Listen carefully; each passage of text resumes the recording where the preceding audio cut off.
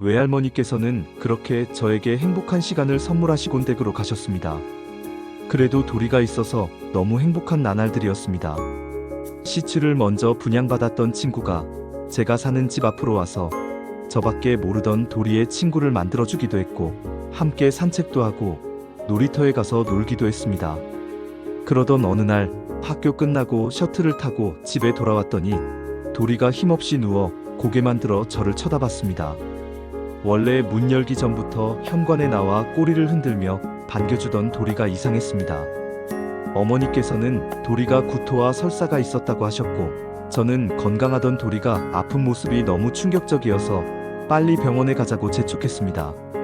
평소 조용하던 제가 난리를 치자 어쩔 수 없다는 듯 차키를 챙기시고 쇼핑백을 챙겨왔습니다.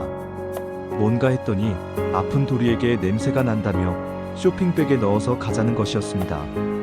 저는 괜찮다고 제가 안고 가겠다고 했지만, 그러면 셔틀을 타고 병원에 다녀오라며 차를 태워주지 않겠다고 했습니다. 도리의 힘없는 모습에 조급해진 저는 어쩔 수 없이 도리를 쇼핑백에 넣었습니다. 미안해, 도리야. 진짜 미안해. 저는 뒷자리에 타서 쇼핑백을 안고 도리에게만 들리게 계속 속삭였습니다.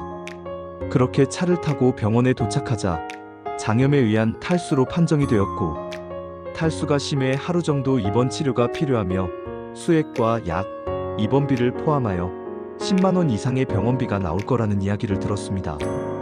어머니께서는 기겁을 하셨고, 원래 건강하지 않은 강아지를 분양하신 게 아니냐면서 동물병원에서 원내 소란을 피우셨습니다. 지금 강아지를 키우며 생각해보면 처음 데려올 때부터 병원에서 데려온 아이라 관리를 잘해주셔서 건강했을 것 같고, 평소 도리의 건강관리가 입양 전 병원에 있으며 접종한 것 빼고는 기본 접종도 추가로 하지 않은 아이이고, 제가 학교에서 돌아오기 전까지는 어떤 일이 있었을지 모르니 충분히 장염이 걸릴 수도 있었다고 생각합니다. 원내에서 소리를 지르시던 어머니께 병원 안에 사람들이 좀 없어지자 오히려 제가 소리를 지르기 시작했습니다.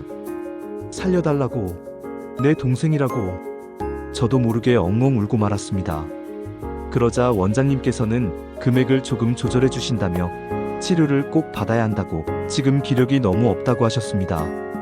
어쩔 수 없이 어머니께서는 도리를 입원시키고 저희는 아무 말 없이 차를 타고 돌아왔습니다.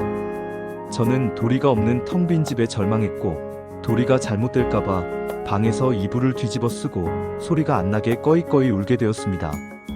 도리 생각에 그날 밤은 너무 길게만 느껴졌고, 저는 그렇게 뜬 눈으로 밤을 지새웠습니다. 다음날 도리의 퇴원이 있으니 어머니께서 학교로 데리러 온다고 하셨고, 저는 알겠다고 했습니다.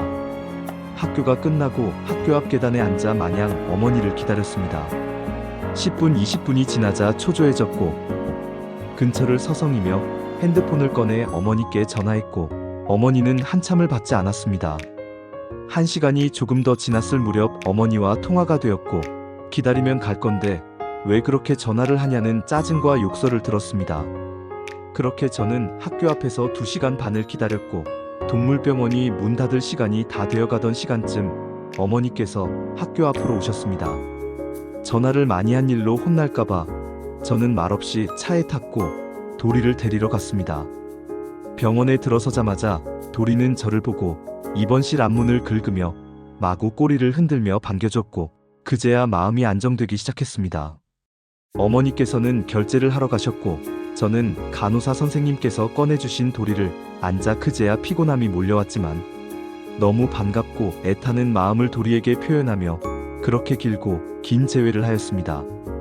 어머니는 결제 금액에 차 안에서 조금 궁시렁궁시렁 하셨지만 저는 못 들은 척 도리만 쳐다보고 도리의 안부를 묻기 바빴습니다. 그렇게 집으로 돌아가 동물병원에서 주신 캔을 주었고, 도리는 식욕이 돌아왔는지 잘 먹었습니다. 혹시 설사를 다시 할까봐 가볍게 산책을 나왔다 들어가며 그날은 무사히 하루가 넘어갔습니다. 며칠 뒤 똑같이 학교 후 셔틀을 타고 집으로 돌아가서 열쇠로 문을 여는데 뭔가 이상했습니다. 제가 문을 열면 절대 짖지 않는 도리가 한 번씩 반가움의 표현으로 이상한 소리를 내곤 했는데, 작은 소리도 도리의 현관문 안발 소리도 들리지 않자 또 아픈 건 아닌가 급히 집으로 들어갔습니다. 어디 혼자 누워있는 건 아닌지 저번에 누워있던 제 방부터 온 집을 다 찾았지만 도리는 없었습니다.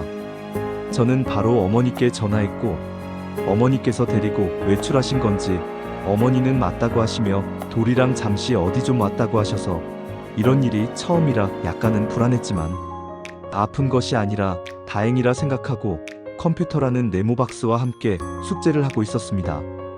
저녁 시간이 되어 혼자 컵라면을 먹고 오지 않는 도리를 기다렸습니다.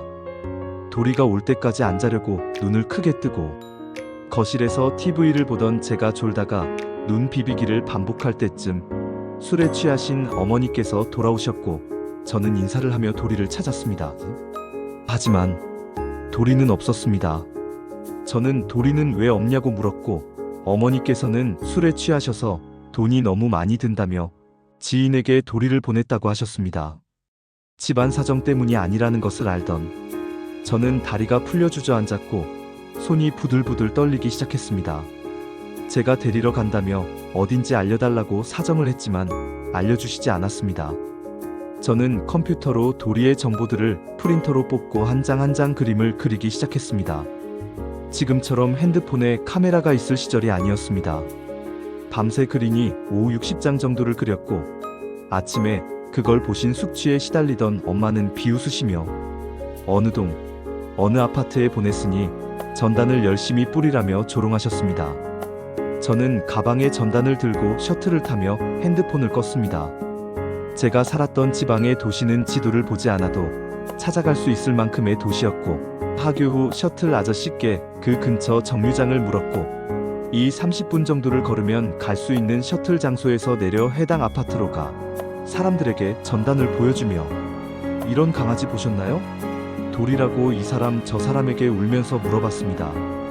한참을 제가 그러고 있자 경비 아저씨께서 다가왔습니다. 경비 아저씨는 무슨 일이냐고 하셔서 사정을 설명하고 제가 무조건 찾아야 한다. 제 동생이다라며 울자 경비 아저씨께서 관리 사무실에 연락해 방송을 해주겠다고 하셨습니다. 얼마 후 방송을 들으며 경비실에서 기다렸지만 아무 연락도 없었고 아무도 오지 않았습니다. 여기가 아닐 수도 있겠다. 아니면 일부러 안 나오는 건가? 여러 가지 생각이 오가던 저는 다시 걸어 셔틀 막차를 타고 집에 돌아왔습니다. 최대한 전단을 보여주고 주지 않아서 전단은 많이 남았고 그 모습을 본 어머니께서는 전화를 왜 받지 않느냐며 제 핸드폰을 반으로 두 동강 내셨습니다. 저는 눈물도 나지 않았습니다. 도리가 없어진 충격에 핸드폰 정도는 없어도 된다고 생각했습니다.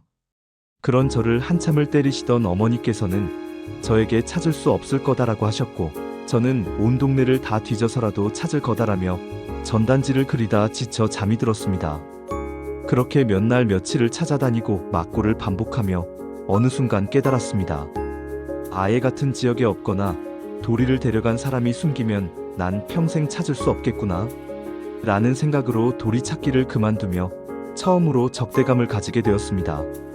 친구였던 가족이었던 도리는 어디로 가서 잘 살다가 무지개별에 잘 도착했는지 궁금합니다. 저같이 먼저 떠나보낸 친구였던 가족이었던 반려견이 있으실까요? 중간에 보내지 않았더라도 제 평생 함께할 수 있던 동생은 아니었겠죠. 하지만 마음의 준비를 못했던 저는 적대심과 반항심에 이를 갈았던 것 같습니다. 가족을 잃은 슬픔은 평생 가겠지만 그리워함으로 시간에게 부탁해보려 합니다. 조금은 덜 힘들어지기를요.